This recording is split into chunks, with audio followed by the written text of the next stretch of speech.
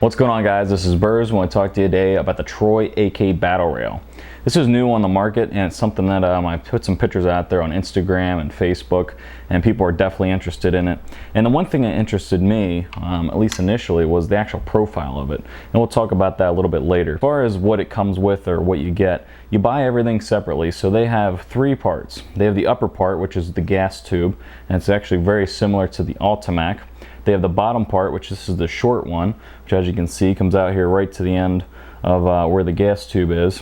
And then they have one that's a little bit longer, comes out to about here, and it has a Picatinny top here where you can go ahead and, my idea was actually to put some flip-up sights in the back and the front, but they don't line up, so I'm not going to do that. So over the years, when other people have come out with rails, and the one thing I think Troy has definitely improved on is how the rail integrates into the gun. So over the years, you've seen rails where they come straight out from the receiver part here, and in my opinion, there's a lot of wasted space. You look at the AR game, and a lot of them are wrapping right around, like a 1.5 to a 2-inch at the most, as far as a diameter goes. And given the fact that you have the gas tube up here, it's kind of difficult to do that. But what Troy's done is they actually have this coupler here, which kind of funnels in a little bit into this rail they have, and it's kind of like a coupler, and it wraps up into the top here towards where the gas tube is. So it wraps in, and it gives it a much smaller profile, and it's round, which you don't see with AK rails really at all. You see usually a square, you'll see a rectangle with a rounded edge, but you don't see an actual rounded portion. And what that rounded portion does, given say you don't have a grip stop, is it gives you the ability to wrap your hand around. Now granted, I have a grip stop on here, and you could have some other vertical grip on there, but if you don't have that on there, it gives you the ability to wrap around the gun and kind of get it into place. And it's a very small, it's much more small. It's much more small, doesn't make sense. It's smaller than the other rails that are on the market, including another one that I'm testing, which is the Krebs. As you can see with the Krebs, and I'll put these next to each other. As you can see with those two, the profile is just dramatically different. One's a little bit larger than the other one, and definitely one's a lot smaller. So as far as that goes, it gives you an idea of the stuff that's on the market, and compared to this. It's definitely innovative. There's some things that I think are great about it, which is it gives you all the mounting points. The only thing you really need on an AK, in my opinion, is a light and optic, and definitely a grip stop.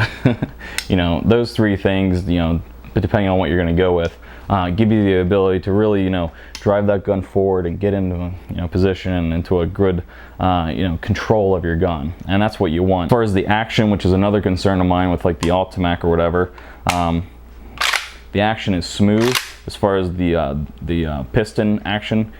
You don't have any kind of a hang up or anything like that. So that's definitely another thing that was a concern of mine. And I don't have a concern because it cycles, rather smooth, and I don't really foresee any problems with that. Because it's so much of a smaller profile, it makes me want to wrap that hand around right where the gas tube exhaust is, if you will, and it makes you just want to grab that kind of like an AR and drive the gun forward. The only problem with that is right there is where all the gases are going to come out.